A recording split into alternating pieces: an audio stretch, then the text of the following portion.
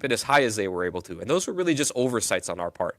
So then in Season 2, we nerfed this by 50%, a whopping 50%. And I still think this is probably one of the strongest key passives in the game. That's how good it was. It's really good. But, it still keeps all the gameplay that it had before. So what if this existed in Season 3? Well, here, this would kind of be more of a question mark for us. We may fix it in the mid-season patch. We would definitely fix it at the start of next season. But technically, this isn't a bug. It's just something that is just really strong that we kind of had an oversight about. Here, we would be looking at, community feedback. How badly is it warping the meta? Are other builds in Necromancer really not able to function at all because this one is so much better? We'd be looking at more things like that that are qualitative シーズン1から types of シーズン feedback, 2 and then make a で、judgment call there. And, 50% ナー in フ these したけれ cases, ど this is も where it gets really まだ noodly. ナー Sometimes we may フ be wrong, but we're 十 going to 分 really じゃ try ナーフが and 十 lean 分 on じ the ゃない side of と not 弱 changing 体化が unless 十 we 分じゃ really ない feel と like 思 it's われ needed る to と keep the game healthy. そういう場合いつ修正するんだろう So っていうこ again, とに kind 関 of a して recap は of 今ま TLDR. だ First, our strategy here これ with といった players 答え is は to 出てま communicate せん early と and communicate often. We want to let you know, コミュニティ particularly フィ when ー it ドバ comes ッ to クな nerfs, ん what's か coming も and 参 really 考 what に we're しなが thinking. ら今 And 後 then 決 again, at め the てい start き of the たいと思 season, い you ま can す。 expect some new content in the form of legendaries and uniques. We'll also be getting some more in-depth balance updates, including design updates to things that we feel we could do better at.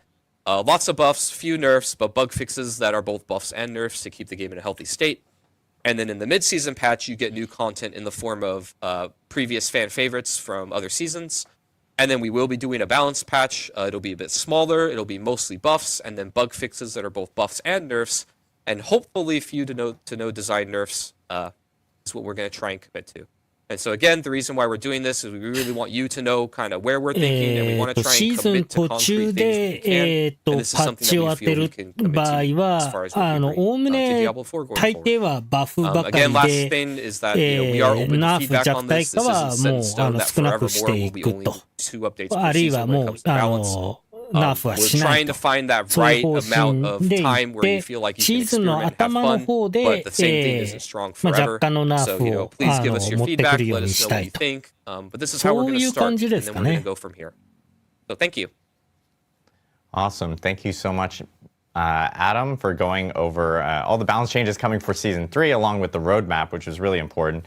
And so that's a big thing that we will make ト sure モハ we イ do ド is さん、 obviously じゃ communicate ない、 often, モコタ communicate さん、一番 early, 左は馬場かな specific さっきのそうですね。 or 一番 specifically 左馬 about 場 all で the す。 balance changes that may ト occur モハイド with さん、 the start 実 of the 質中 season, 盤ま and で of course PTR with の that か mid-season 緩和 patch. しま And す just ね。for like better understanding そういう within the 雰 community, 囲気 follow ですね。 version numbers of はい。 our updates because we usually do client patches with big patches. Usually mid-season patches land around around the 0.3 variant of a patch if you want to go specifically in that. We do have a lot of other quality of life items that are also coming within Season 3 that we do want to get into before we jump into Q&A. And we did want to tackle some of these because these are really big and these are based off of players and what they're telling us, and of course things and improvements that we've already talked about beforehand that are now actually coming into Diablo 4. One big thing that I know that we mentioned in one of our prior streams with the Campfire Chat, Mr. Joe Shelley, our game director, actually brought up, which was Helltides. Helltides was something we learned within Season 2 and Season of Blood is everyone really enjoyed Blood Harvest, and Blood そ Harvest れ was は always 分か up. ってるんだけども、わ Helltides, ざ though, わ were kind of ざ timed in 必要な specific ことではあるけれども、 moments. わざわざ書 And, くことではないか Helltides な was という something that 気 we が、 wanted to 個人 improve 的 upon にです for けれども。 players, and now はい Helltides will actually be up pretty much all the time. So players will be able to ヘ actually ル jump into タイ Helltides ド whenever が、 they need to. There 60 is a 分制になる 5-minute という break さっきの話 to です kind of ね。 reset the zone and 5分のイ stuff, ンター but バル。 every hour you will be able to jump into a Helltide, which is great. So it's more opportunities to earn cinders, and of course more opportunities to earn and obtain こ loot れ or が even 開 things 始 like 時 living steel 間 and stuff to kind of go が through 毎時 the 0 boss ladder, 分な which の is か great. 毎時30分な The のか other に thing よっ is, て and this is だい a ぶ効率が controversial 変わる topic んで because す I け don't ど know も、 how その people あたりの actually 話 pronounce は this, 出て but こないですね。 I've always called it WASD. Other people call it WASDA. Some こ people れな call ん it て発音 WASD. するんでしょうという発 I 声。 almost want to put a poll up within Twitch chat. Maybe you guys can chime in here and let me know what you prefer calling it. I'm gonna call it WASD, but WASD controls are coming to Diablo 4. This is actually something we talked about way back at the launch of the game. We heard a lot of players asking specifically for additional control opportunity or options for them, and this actually is a great feature that Drew, I know, who's on the D4 team. Shout out to Drew. I know こ he's れ watching. は割と And he's here 私が見た in this 限り office. シ But at least for WASD, it offers more accessibility options for players, which is great to see. So WASD controls are going to be in Diablo 4, and this is something we've been talking about. We're also really lucky it came online just as we were putting all those hazards in the dungeons. Exactly. So now, the players have even more precise controls to avoid. WASD feels very good with the trap. WASD, however you want to pronounce it, that is going to be in chat likes WASD according to Rich. It's okay to be wrong. But yeah, it is coming to the game. And what's really great about this as well is that it is customizable. You can actually change things out and stuff if you'd like. So really happy to see it, and we're happy to hear feedback from players and their experiences with it once they jump into season 3. And then, of course, we have a new respec mode coming to the skill trees. This is respecing on skill trees has always been a little difficult, and now there's a more optimized way of being able to do so. Another big community item that a lot of players have been asking for. This kind of goes hand in hand with the opportunity of actually taking your whole Paragon board and completely resetting it before, as opposed to doing it one by one that we had before. It's a lot less finicky now. There's more opportunities to actually respec and do it in a much more organized fashion with this. And then this has been a huge one. This is specifically for console players. I probably get this question maybe like once every single day about gold trading. Obviously, more gold is in the Diablo 4 economy or ecosphere with season, especially since season 2. And for console users, like trading gold has been very difficult. It's been slow. You could be there for quite a while trying to trade a significant amount of gold. And so the gold trading UI has been updated for console users. So they'll be able to actually trade gold without having to maybe spend 5 to 10 minutes doing so in one trade. So I know that is a big thing that players have been asking for. So we're happy that's actually being included. And then this one is also kind of calling back to what Joe Shelley had brought up in a prior campfire chat, which was higher item scaling in World Tier 4. I think he used a really good example of how world bosses was kind of like, hey, you get 925 gear off of them, and at times it feels like maybe that's like the most optimized way of doing it, and it didn't feel very rewarding in other types of activities, such as like Nightmare Dungeons, for example. So higher item scaling in World Tier 4 is actually coming into Season 3 and going forward for Diablo 4. So even when you're doing like higher Nightmare Dungeons, you're going to have way more opportunities of actually obtaining Tier 4でのアイテム high level 925 gear, スケーリング、 as アイテム opposed パースケーリング to を before where it was a much lower 情報 chance 修 and it felt 正 like す you る should と be doing other types of activities beforehand. So making sure that there's more options available as opposed to just kind of pigeonholing yourself into maybe timed world bosses and stuff like that from that end. And then this one is a point of feedback that we've gotten from a lot of players. And this is something that, we kind of optimized within Season 2 last year. Things like the living steel buff based off of community feedback was really big. And so we're actually increasing opportunities to earn the Beast and Ice summoning items. So this kind of goes back to what I was saying earlier in our stream, where with the boss ladder, there'll be more opportunities for players to kind of jump into those. So there'll be additional summoning items for Beast and Ice, which will then, of course, help you eventually get to Verdurial. And this goes hand in hand with some of the living steel buffs that we ended up doing in Season 2 within Helltide. So a lot of quality of life updates, and there's additional ones that players will end up seeing within the patch notes they'll be releasing tomorrow. So you should check out the patch notes. They'll be hitting on Diablo4.com specifically for all the details and all the items that even Adam Jackson was talking about earlier. Now we come to the part where I always mess up names. But actually before we do that, I'm breaking order production. Our wonderful production group here is going to be like, what's wrong with you, Adam? One thing I did want to call out is we actually have a new promo for Twitch starting with Season 3, and that is our Support a Streamer promo. We had the Support a Streamer for Season 1. We have it again for Season 2. It is a new mount that players can actually earn. This time it's different. Before we only had a select group of streamers. I think it was like around like 2,000 streamers that signed up and opted in. Now it's for any streamer that streams Diablo 4. Thank you, Twitch, for making the engineering updates to allow for it to be just across the whole entire category. Any streamer that is streaming Diablo 4, if you're a viewer and you happen to be watching them, you can either purchase a sub from them or gift a sub to a total of 2. So it could be 1 gifted, 1 purchased, or 2 gifted, and you'll actually end up earning the mount as well. You just need to make sure that your Battle.net account is actually linked with your Twitch account, and you are watching or participating Diablo 4 streamer. It'll note it on their channels and stuff for you to earn that mount. So that is coming, and there'll be a vlog later today about that specific Twitch supporter streamer program that's going to be launching with the start of Season 3 on January 23rd. So make sure to check it out. And I believe it's actually going to be running for quite a while, like a month or so. So players will be able to kind of take part in that from their end. But now our favorite part, which is the Q&A. And we're actually going to be going back and forth between Irvine and here in Albany, because Adam Jackson, of course, is still with us to answer any specific questions related to class and class balance that players may have. But I know one question that as we queue up questions specifically from our side and have my live feed right here, we'll attempt to not butcher names. Maybe I will. Spoilers. But one question that we do have is, how have the team's thoughts changed in regards to balance since Diablo 4's release? This is a question for Mr. Adam Jackson in Irvine. If you could help us with that answer.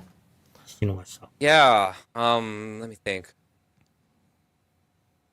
It's a deep question, but I think... Okay. So...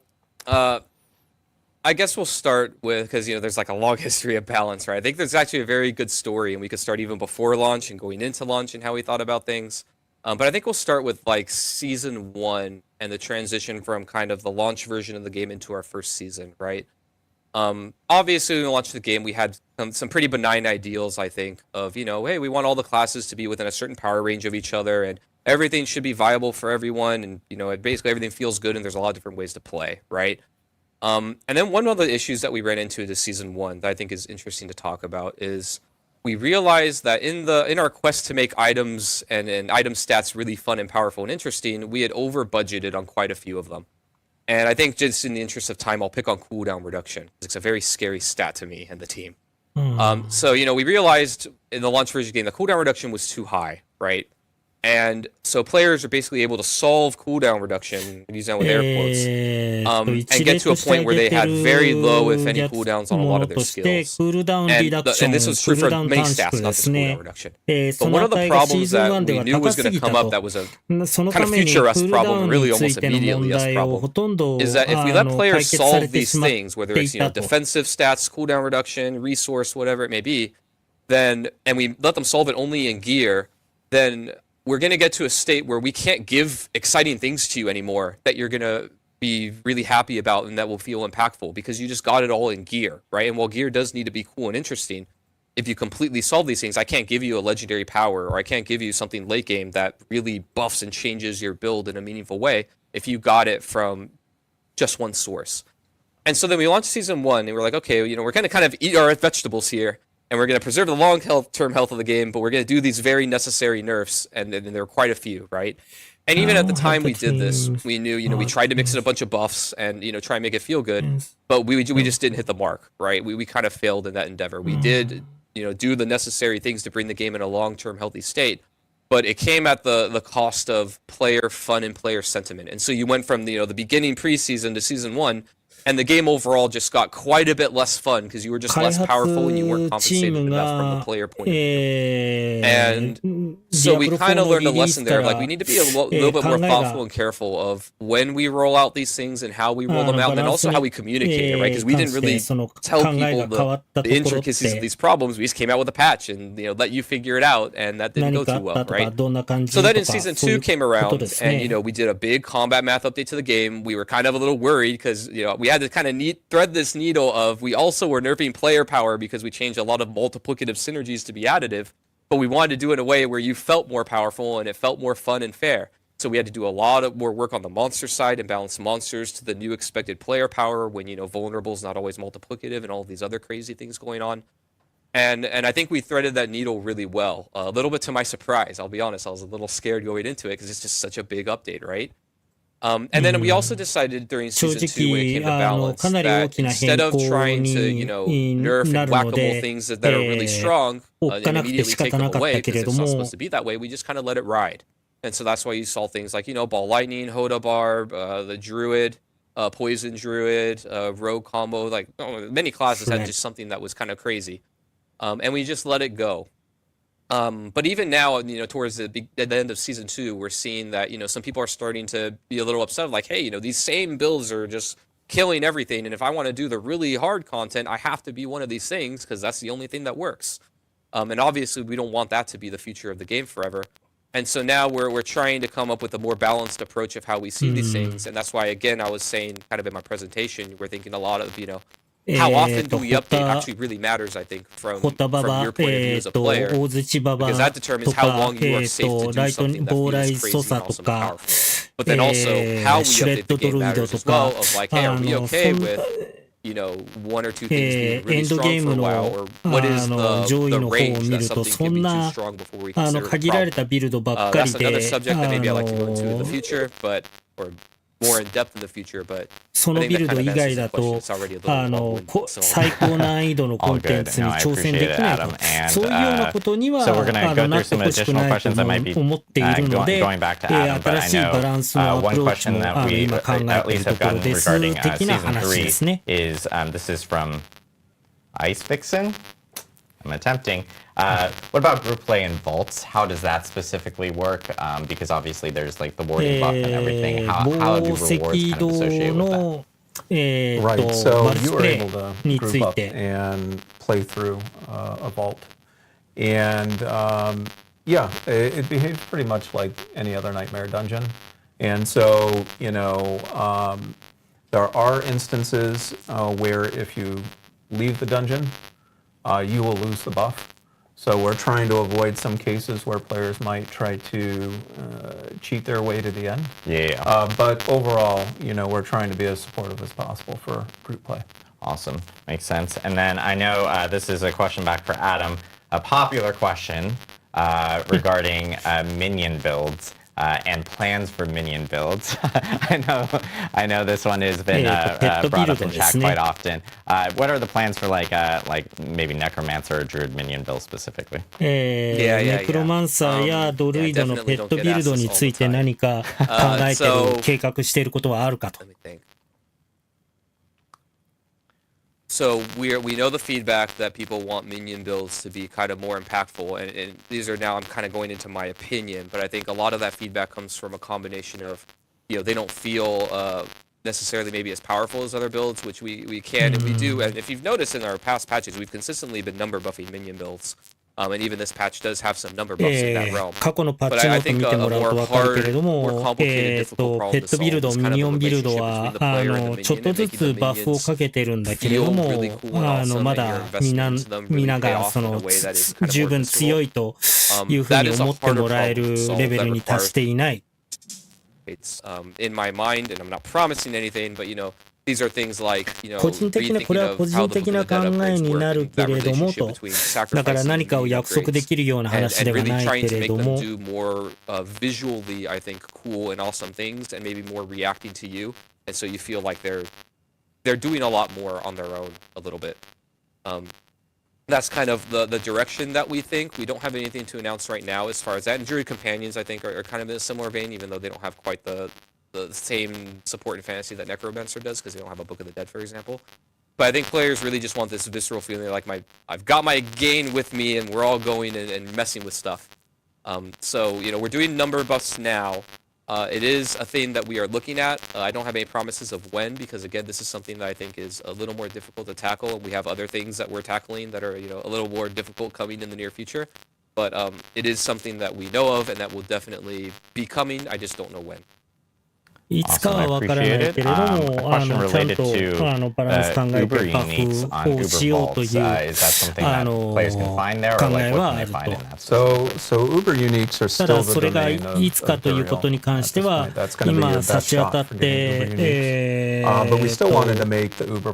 取り組んでいる大きなことがあるので、ちょっと今は約束できないと。いつかということは確約できない。Defeating Uber Malphas is going to be the only way to earn those. Awesome. Yeah. So players will be able to get really, really powerful, unique tuning stones specifically from those.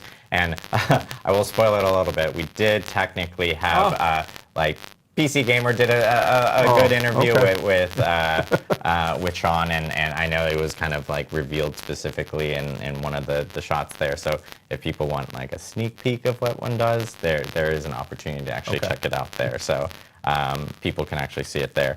Another question back for Adam. This is another big question within chat. Oh, by the way, Beefcake Monster asked that last question. I forgot names, but this one is actually asked by a lot of people, so just many names specifically. Sure. Snapshotting. Snapshotting is something that kind of appeared, especially as players were going through like先ほどモコタさんが言及してたやつですね。Do we have any plans regarding snapshotting and what we might do for that?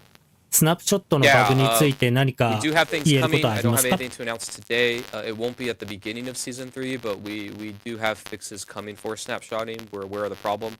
シーズン3の頭には来ないけれども、今取り組んでいるところだと。修正されると思います。Awesome, I appreciate it. A question that I've also seen a few times in chat about Zoltun Kulle, funny enough, do we encounter Zoltun Kulle in this? Do not encounter him. He is still dead. No digging up his head this time. But you will hear his voice. We have several lore books that drop throughout the vaults, and generally his presence, and Ayuzhan speaks with him. ちなみにちょっとしたトリビアですけれども、ディアブロ3のゾルタンクールの、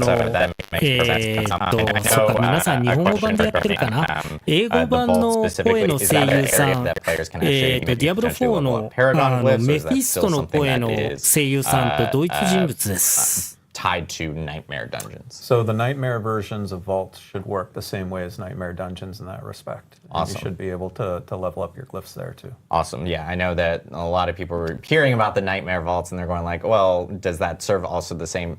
Yeah. Can I do almost get both objectives in one type of thing, which you now can? And that was from Gally055 who asked that question specifically. And then I know a question we have from UN Tanks Up. Bad. Terrible, Adam. How many times can we do the gauntlet in a week? So we have not restricted players' access to the gauntlet. I think it's, 試練場に1週間で挑戦できる回数に制限とかあるんでしょうか？ And in order to be able to do that, you've got to be able to practice and you've got to be able to improve. And so really you can play it as much or as little as you want. Which is a change, again, from something like a Nightmare Dungeon where you need a sigil.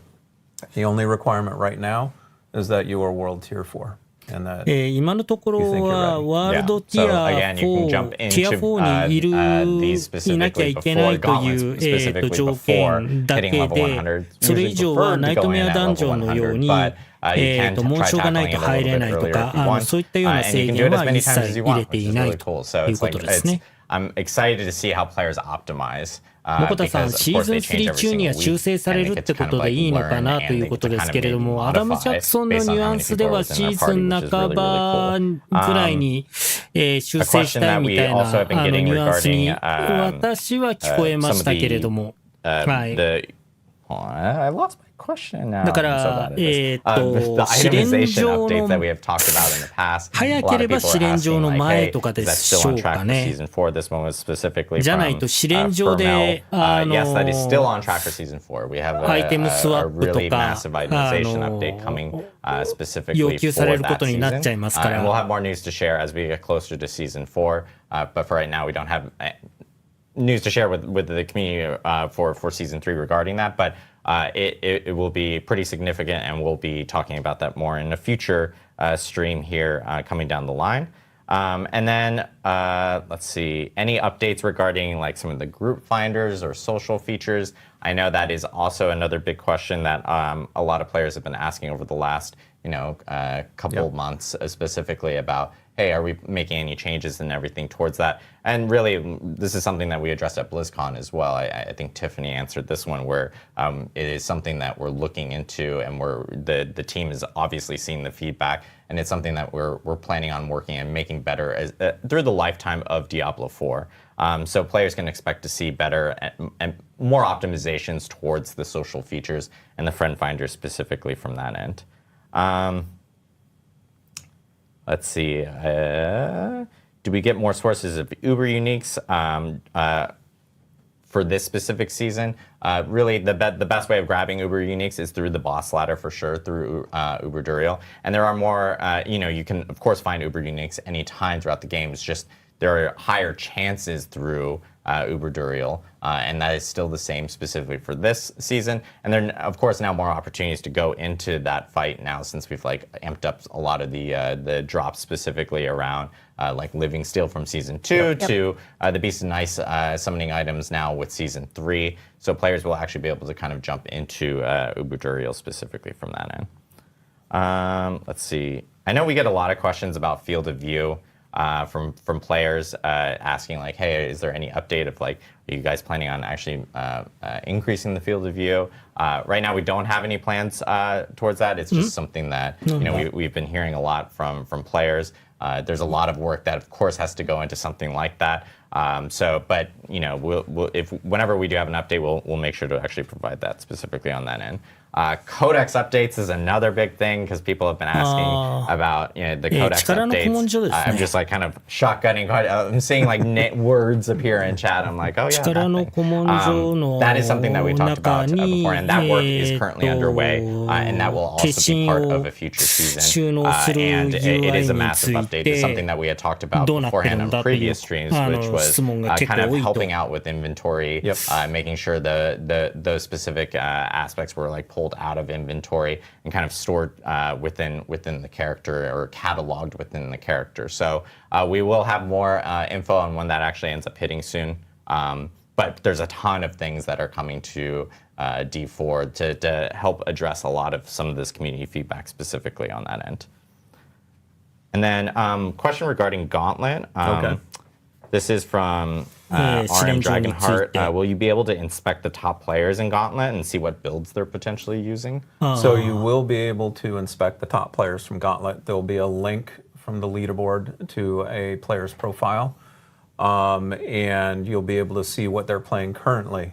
But we do not save a snapshot right now of what they played at that moment. Got it. Awesome. So yeah, if you want to see kind of like top builds and stuff like that, you have the opportunity to. But it does, if they happen to change their build overnight or something like that, it's going to grab whatever that existing build is specifically from that end. And then I know we've gotten, or this was a question from Max, not TV, regarding Malphas. Do we have any plans of Malphas becoming maybe potentially an endgame boss outside of the season?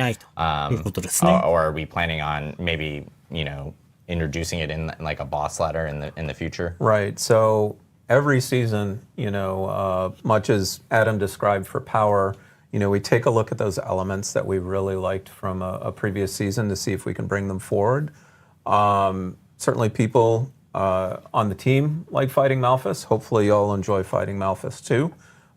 If you like fighting him enough, then perhaps in the future, we could bring him over to the boss ladder. Yeah, but, just like for Sean. Yeah, but we're no commitments to that quite yet. Awesome. Cool. Well, I know we went through some questions here, and we're a little over beyond. We're aiming for 90 minutes. We're a little, it's totally fine, though. Really appreciate a lot of stuff in Season 3. Really appreciate everyone providing questions. And if you have additional questions, of course, make sure to ask them over social media, Reddit, forums. We're always checking those out, and of course, we'll try to address them in either future streams or immediately if we can after the stream. Again, patch notes for Season 3 and the new 1.3 patch are going to be hitting tomorrow. So make sure to check Diablo4.com specifically for those patch notes. It's a big one.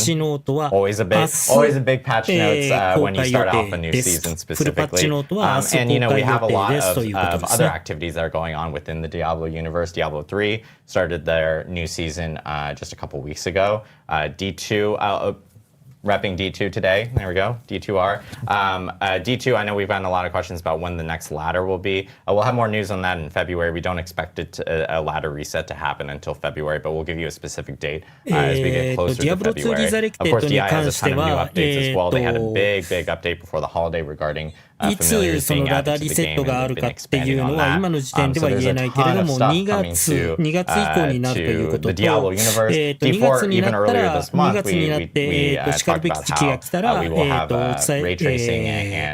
ウンスさせてもらうよ。So players should expect to see that within a future update really soon. So I'm super excited for those items. But lots of stuff within the Diablo universe, and of course, Season 3 hitting on January 23rd. I just want to thank, Madeline, Dan, Adam Jackson from Irvine. I'm looking forward to flying back and saying hi again, Adam. But I want to thank you guys for of course, joining us on this special developer update live stream for Season 3. And just a heads up for people that are watching, we, our friends at Xbox, are actually doing an Xbox Developer Direct that's going to be starting here really soon. So make sure to check that out on the Xbox channel on Twitch and on YouTube. And of course, we'll be raiding into some of our wonderful Diablo partners on YouTube and Twitch. So make sure to tune into them immediately after the stream. But thank you guys again for tuning in for the developer update for Season the Construct, which is launching on January 23rd. Patch notes tomorrow on Diablo4.com. And yeah, thank you guys from Albany. Really appreciate it. Thank you guys in game. Have a good one.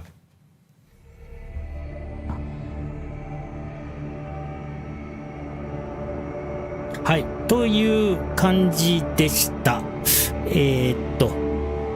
少々失礼。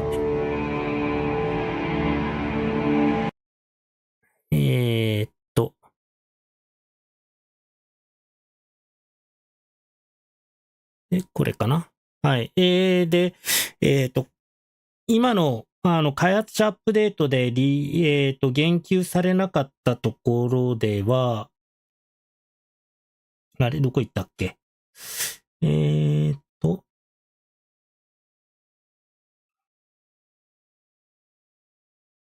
ユニークアイテムの新たに追加されるのが6種類と決心7種類。これについてちょっと詳細出てなかったですね。なので、これに関しては明日のパッチノート待ちと、いうことになるかと思います。はい。そんなところかな。で、結局、この一番最後のウーバーアイテムのドロップは終着点なのか出発点なのか、つまり、可変値になるのか固定値になるのかっていうのは、特に言及はありませんでしたね。おそらく言及がなかったということは、少なくとも DLL ドロップに関しては、アイテムレベル、925、925固定で、可変値も、今のところは、最高値固定になるんでしょうね。あれも可変値にしておけば、複数ドロップあったとしても、厳選という、ことができてよかったのかなと、個人的には思ってるんですけれども、はい。おっさんさん、お疲れ様でした。本当に、平日の深夜にもかかわらずありがとうございました。はい。配信の方そうですね。一応今日平日ということもあるので、これで締めたいと思います。また機会があったらですね、こんな感じで、ライブ配信、ちょっと拙い通訳で申し訳ないんですけれども、行いたいと思います。もし気に入っていただけたら今後もこういったようなライブ配信やってほしいなという、ことでしたら、そう思っていただけたら、はい。高評価、チャンネル登録して、していただけるとありがたいと思います。